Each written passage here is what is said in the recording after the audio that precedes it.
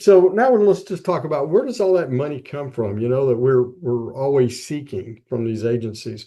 Well, of course, it has to come from Congress. Congress is the one that, as we say, has the power of the purse. They have the appropriations process. That's the budgeting process. And I just mentioned that when you look at but we're all familiar with the Office of Management and Budget, I'm sure, Uniform Guidance is the one that they put out. So they also give guidance to the federal agencies. They instruct them, how to prepare their strategic plans and their budgets. So based on that, the agencies go back and prepare their plans. Another group to know about is the Office of Science and Technology Policy, OSTP. So they basically provide, again, science guidance to the federal agencies and also like the president. And, recently, you'll see memos that come out from OSTP memo on, there's been things about the using a common biographical form and a common other support form for all the agencies. So a couple other groups to know about: the Government Accountability Office, GAO. It's kind of like a independent, nonpartisan agency that works for Congress. They're also the one that go out and they investigate how the government spent taxpayer dollars. You'll hear about an investigation that they're doing. And the Congressional Budget Office, again, nonpartisan, but it's a branch of Congress that provides analysis and the cost of different legislation. So some big legislation is being funded, and the Congressional Budget Office, they're charged with going through and determining, how much that's going to cost, how much will it add to the federal debt. So briefly, 5 key steps in the budget process. The president is going to submit a budget request to Congress once all the agencies have, put their budgets together and submitted to the president and OMB. The House and the Senate, this is kind of like what we hear about right now or the next couple months. They'll go through budget resolutions. They'll kind of pass their own versions and they have to get together and they have to mark it up, and then vote on these bills, reconcile any difference between the Senate and the House bill. And then the president will sign these appropriation bills and the budget becomes law. Our federal fiscal year starts October 1st. And so, all this in theory is supposed to take place before that so that October 1st we will have a federal budget. Doesn't always happen. So just know government agencies, they cannot spend or obligate more than the Congress has appropriated. It's called an Anti-Deficiency Act. Sometimes there, and we'll talk about these other two a little bit later, supplemental appropriations and the president, which we've heard recently, they can, even though Congress has maybe appropriated money, at some point, sometimes they can withhold funds for certain things. And then continuing resolutions. So we'll just, again, briefly talk about it. Supplemental appropriations, there's some types, like we hear about FEMA, where maybe we've had all these disasters and FEMA is running out of money. And so the Congress can come back and have a supplemental appropriation to give FEMA more money so they can make it throughout the year and other agencies as well.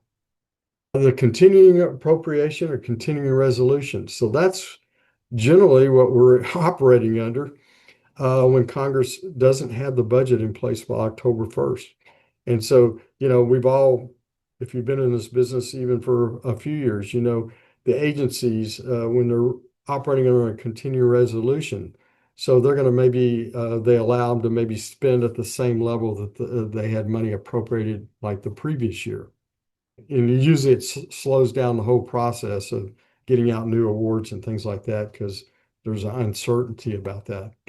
So here's just office management and budget. These are just some of the things that they do. Of course, like I said, we're most familiar with them probably through uniform guidance. They coordinate and review significant federal regulations that are put out by the executive agencies. Anytime, a lot of your forms that you see out there, they'll also have an Office of Management and Budget number on that. And so they review, the forms and determine, when they need to be renewed. Also, your executive orders and president memos are coming out like through OMB. So we mentioned executive orders. We've seen a lot of that, well, the last several presidents that we've had. The president comes into office and they issue all these executive orders, and a lot of times they'll overwrite the executive orders of the previous president. So executive order is not really law, so it can be changed by the president. It's usually directed to one or more federal agencies. If they're going to require the federal agencies to impose requirements on grants and things like that, usually it's going to be a rulemaking that's going to have and happen to make that happen. You've probably seen these different kind of pyramids of the statutory and regulatory authority. So the statute or a law is kind of at the top, and that's Congress provides that authority. There's a lot of your different programs that we have. There's some statutory authority behind that, and then the actual agencies, there may be regulations that they're going to get passed, a code of federal regulations to implement those laws. And then underneath that, there may be guidance. Like with NSF, they had the what they call a PAPPG, Policy and Award Procedure Guide. So that's how to put together like the proposal that the law has or the funding has allowed NSF to do. Okay, these are things I would say no, and you probably already know these things if you've been in research administration. But federal financial assistance, governed by federal statutes as well as regulations. But what is federal financial assistance? I think we'll have it on some of the next slide or two. And then it talks about laws. Most laws are passed by Congress or public laws. Let's go on here. A regulation, that's a federal agency statement that implements, and we mentioned that a while ago, Code of Federal Regulations, implements the policy, interprets the law, puts the policy together. Basically, when you have authorizing statutes, it just gives sort of the outline. It doesn't go into the details. So the regulations go into more of the details. Generally, these regulations are going to be published, and I think we'll have another slide on this in a minute, but the Federal Register. So I know what the Federal Register is. Generally, when they're proposing new laws or regulations, there's a comment period. NSF or NIH or some of the others, they may, like NSF just sends out an email and they have a website where you can put comments about their proposed updates to the rules or regulations. Others post that in the Federal Register. And there's a period of time and people can put in their comments, and then the agency can go back and look at those and maybe adjust depending on the comments or maybe not. Those comments are open for people to see. So as I mentioned before, grants, guidance, many of the agencies like NIH, they have the grants policy statement. Other agencies have different guidance that they put out to guide like the recipients on how to comply with their policies that they put together. So they generally here's the thing to know. They generally do not establish the requirements. The guidance doesn't, but it just more or less explains it. So it's not really at the same level as a law. Terms and conditions of the award. So, you get your actual award document, and that's going to have the things that are specific to that award. You're going to want to flow, that's the terms and conditions. Some of those you're going to want to flow down, maybe all of them to your subrecipient. It's going to have things like your budget, spending limitations. How do you go about getting your payments and what are the reporting requirements? You can get your general terms and conditions maybe with an NSF award, but then sometimes for some grants, they may have what they relate to as special terms and conditions. So for your particular award, they may add additional terms and conditions. So if you were looking, I think we'll see on the next slide here, sort of order of precedence. And following that, of course, at a higher level is your federal regulations. You're going to have your sponsor terms and conditions, your award terms and conditions, and then also your institutional policies and SAPs. And everybody said, what's a SAP? Well, that's standard operating procedure. So at Texas A&M, we have policies, and then we have procedures that we'd have to follow. And so, if you had a question about, what would you look at, if you needed to know like conflict of interest on a grant, what would you do? Well, probably your institution has institutional policies and SAPs about conflict of interest. Your award term may have information on that, and your sponsor and the federal regulations have things about conflict of interest, but which all of them ought to be, following whatever the federal guidelines are.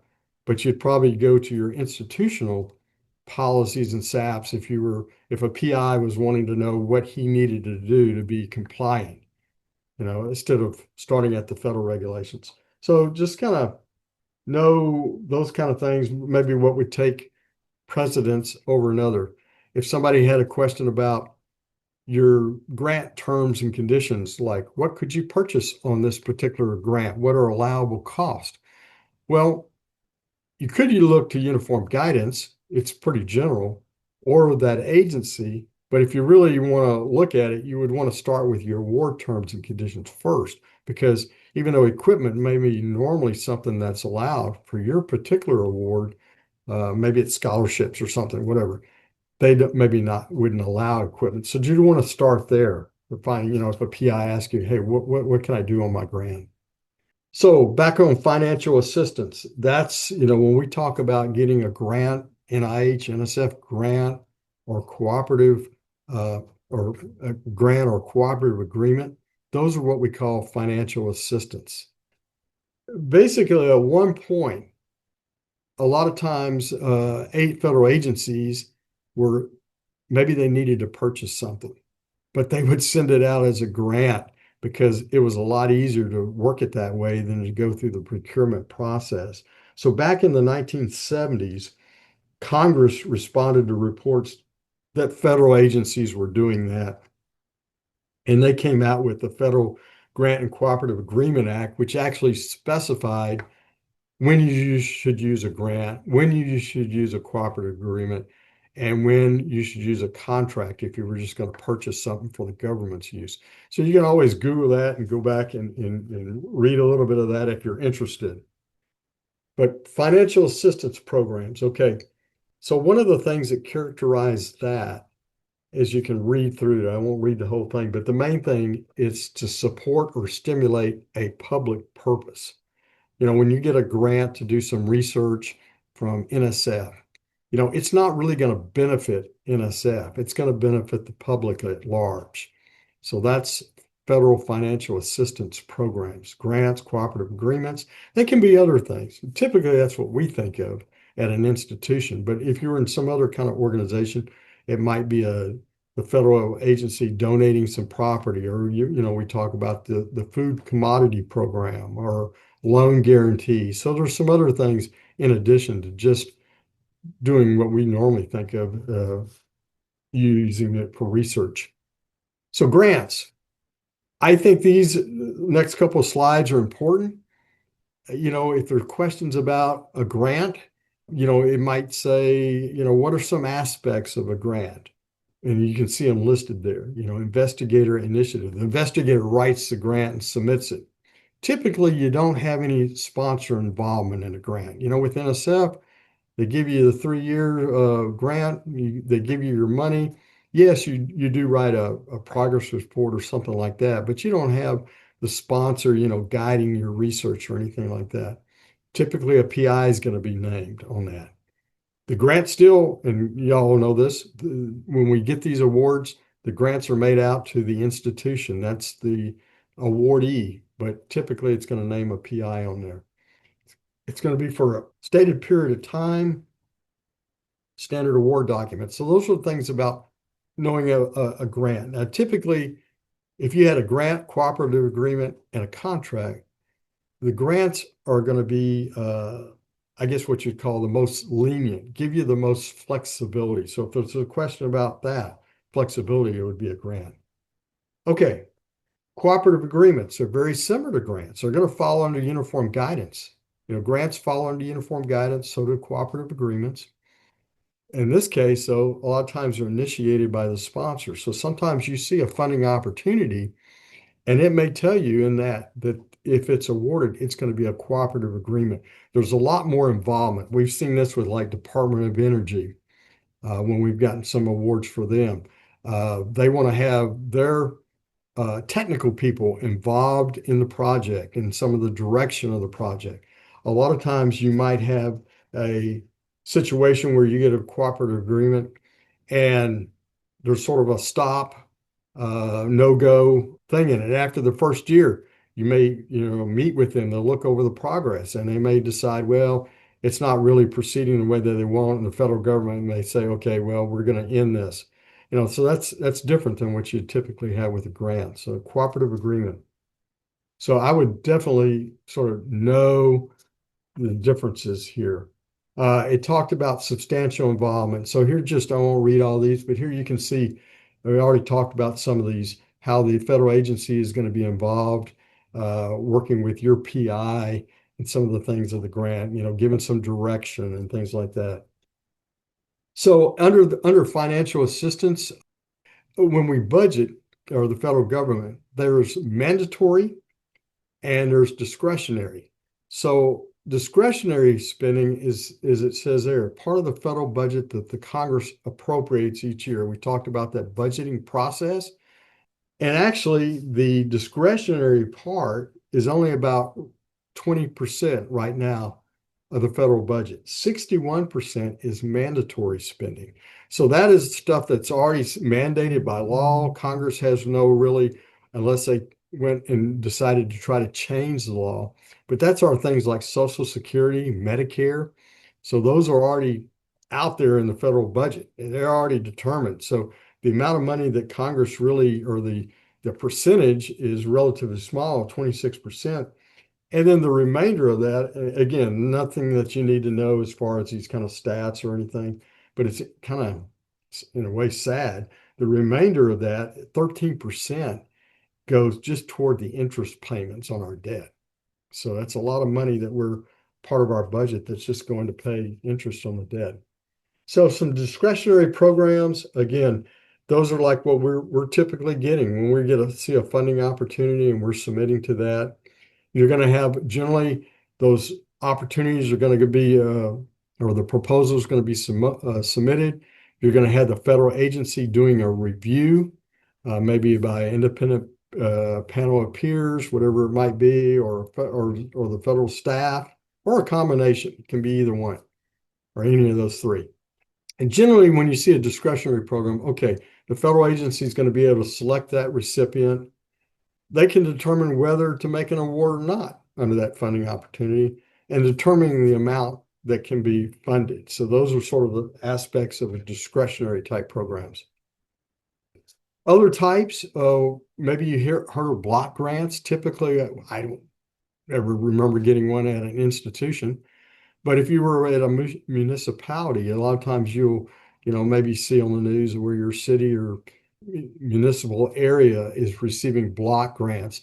A lot of times we think of those as maybe for community development. And so a block comes into the city, then they can turn around and divide it up or have various programs, that's going to work for their city as far as putting out that money. Typically, they are formula driven. So maybe for a certain city size, the number of residents, it might be dependent on that. It might be depending on social economic conditions in your area as to be eligible for like a block grant. Formula grants are pretty much kind of very similar. I won't kind of read all that, but you can see you got to meet the eligibility requirements. Okay. And many times if you meet those, then here's the amount of money. It's not like the agency really has discretion in deciding maybe who's going to get it. And the last one I've got on there is earmarks. I don't know if you're familiar with that, if maybe your institution, maybe you've been involved in setting up an award, which was like an earmark. It's been many years ago. I can remember that we had some. It's basically congressionally directed spending. So members of Congress you might think of it as a pet project. I mean, a lot of them are very, you know, valuable projects, but maybe they have a project that wants to get done in their district. And so their constituents or the university has talked to the congressman and has convinced them this is really a great project. And so they're going to put this what they call an earmark into that funding bill. And it's going to specifically say what it's for, and it's going to say who the recipient's going to be. And then when that bill gets passed, you're going to be contacted by the funding agency and you may still have to submit a proposal to them, but basically it's already been determined, you know. That was actually for a number of years had decided they quit doing those because it was just getting out of hand, but they reinstated that back in 2021. And they did cap it supposedly now that the earmarks cannot exceed 1% of the discretionary spending. Okay, so we talked about financial assistance. On the other side is what we call contracts or procurement. So when the federal agency needs something for the federal government's benefit, not for the public's benefit, then that tells, that law that was passed tells the agencies they have to do that via a contract. So they're procuring goods or services, and it could be research services. Sometimes we see that as a university, maybe from the Department of Defense. There's some research they need that's going to help whatever it might be. Maybe help their warfighter, maybe help, for rotor blades on helicopters, whatever it might be. But it's, for them. And so that's going to be terms are usually a lot more detailed and specific. Whether the others, Whereas the others fall under uniform guidance, if you're doing a contract, that's going to fall under the Federal Acquisition Regulations known as the FAR. Totally separate set of rules and regulations, okay?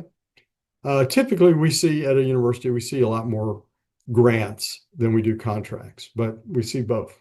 But just know the difference. It's going to be more specific. You're going to have a lot less flexibility with a contract. So if there's questions about that, be able to identify those.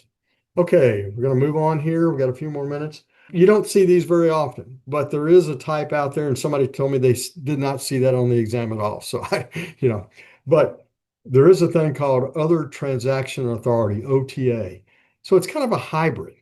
Basically, at times when a contract doesn't really work or a grant work doesn't work, some federal agencies have been given the ability, the flexibility to design their work mechanism. It says here for innovation. So sometimes you see things maybe where they're working with small companies or other groups, and there's issues about IP rights, and so they can conform this type of contract and put in whatever IP rights that they want. They don't have to follow the FAR or follow uniform guidance. And maybe it's where the small business wants to own the IP rights, and it's a benefit still for the federal government. So anyway, they can make the terms and conditions kind of how they want. The intergovernmental personnel agreements or IPAs. Now, this allows university faculty to temporarily be assigned to a federal agency. Usually it's around less than 3 years, but maybe you've seen that. I have in the pre-award area. Typically, you'll see it like with the National Science Foundation, what they used to, and we'll talk about when we get to them a little bit more, but what they call rotators. So they used to be able to, instead of they'd have their own program managers, but they could bring people in, faculty from the university, and they would serve maybe as a program manager for a couple of years. So they get fresh ideas in, things like that. And so typically they're doing this under this award instrument called an IPA. They're going to cover their salary, fringes, and travel.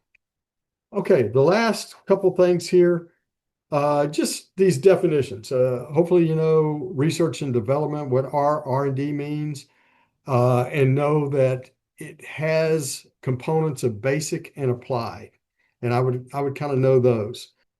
You can see the definition, so I won't go ahead and write that. But when we talk about like basic, so those are going to be things like when you get your NSF or NIH, just basic R01 type of grants and things like that. Those are going to be what we'd call basic research, right?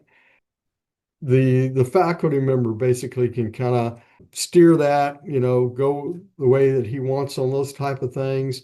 Generally, it's, as it says there, it's far-sighted, high payoff research, provides the basis for the technological progress.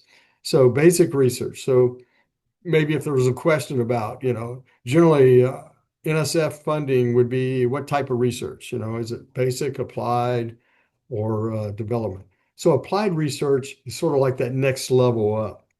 Maybe the government has a specific sort of design or development that they want to have produced, and maybe you're going to be creating a prototype or something like that. Typically, you see that with the Department of Defense, maybe applied research. And then development is sort of even beyond that. Typically, universities probably are not going to be involved in that, but maybe your big industrial complex folks, where there's like a system that they want developed or whatever, or subsystems or components. That's going to be what we really call development. Last couple of things is just talking about, and this is in the CRA body of knowledge, talk about capacity building. So talk about, how do you reward faculty or how do you increase your research at your institution? What are some different ways? We've got them listed there, maybe recruiting faculty that already have research grants, creating a culture that rewards the faculty. A lot of faculty are on a 9-month appointment and maybe having so that if they get a grant and they're able to charge a month or 2 months of their salary to that grant, then they're able to, get paid maybe during the summer months. So a way that they could actually, increase their amount of money that they're getting, maybe providing recognition for them, doing different things like that. We have a corporate relations office. Most universities have something like that are reaching out to industry, establishing relationships. And of course, many of us have been busy with the government relation office over the last 6 months. They're reaching out, finding out what's going on in the federal government and sort of interpreting and knowing what's happening. Also, they do that on the state level as well. So ways to market, I'm sure you're doing things like this at your institution, but putting out newsletters, newspaper articles about some discovery that's going on, having a news conference, press release, various ways to get the information out to the public about the great things that your university is doing in the research area. There's a whole group called research development. We're research administration, and some of you, you may do that in your offices, or you may have a separate group on campus. Actually, at Texas A&M, we have separate group that's research development services, and then many of our colleges have sort of a subset that's doing that, development services. And you can see some of the things that are listed. When you look in the study guide that we put out, it had many more items listed and talked about that. But it's really a sort of a different skill set from research administration. There's a group, just like we have INCURA and SRA for research administrators. They have a group. I didn't put it on the slide, but I'll give you the acronym and read it off. National Organization of Research Development Professionals, NORDP, NORDP. Relatively new. They were established in 2010. And so they saw a need for their area to have professional development, and this group was created. So typically, when you say research development, we talk about proposal editing, maybe helping on large multidisciplinary proposals, helping on various proposal components. So a lot of times you'll see people with master's degree or PhDs, or maybe the English degree if they're going to help with editing and things like that. Things that typically maybe your research administration office is doing a larger volume, and we don't have the time to spend that on each proposal. So there's sort of a separate group, research development. Looking at funding opportunities, where typically are going to find those, agency websites. One thing I would note, and know what this is, you probably all heard it, Catalog of Federal Domestic Assistance, CFDA number. Of course, uniform guidance, they had to change this up a couple years ago and now just call it assistance listings. because it's not, I guess, in a catalog anymore. It's online. But basically, all those things we talked about that was federal financial assistance, they're going to have a number assigned to that identifies that program. Typically, the first two digits of the number identify the federal agency. Like NSF is 47, and then it'll have a dot O whatever. Like O 41 is for engineering, their engineering part. So you can go out there and look at that. But other things to know about Fed BizOps. So it used to be called Commerce Business Daily years ago, but basically when we talked about procurements, the federal government needing to buy something for themselves, whatever it might be, supplies or whatever, they advertise if it's over 25,000 in Fed BizOps. That's just like we get funding opportunities for grants. Well, Fed BizOps is a place to find out about contracts. And it's actually now a lot of things have been consolidated under what we call sam.gov, and they call it contract opportunities now. Federal government has to reinvent itself every few years and give a new name to things. So there talks about the Federal Register, other ways to find out about funding sources. For foundations, there's a foundation center. There's a guidebook. You can subscribe to that. It'll tell you all the information about various foundations and what they're likely to fund and things like that. And of course, for feds, grants.gov. So here's just a little bit more about federal catalog of federal domestic assistance and the Federal Register when things are published in that. Here's grants.gov. So as I'm sure you all know, this is your main search to go to for federal funding opportunities. And there's different ways to search on that. So basically you find a federal funding opportunity, and then you can also submit your proposal through grants.gov. You get the funding opportunity, and then you can submit it. And there's like 26 funding agencies that use grants.gov. And some other sources, there's some private companies out there. Maybe a lot of times your libraries now and your universities, maybe these will be, they'll give a subscription to it or something like that. There's one called Pivot. And basically they'll have funding opportunities, and faculty can go also and create a profile. And they can put in there, here's the things that I'm interested in, or here's the areas of my research, keywords. And then these things can automatically, as a funding opportunity comes available, match that up with your faculty member and directly send the faculty member the funding opportunity. So kind of an easy way to get that information to them.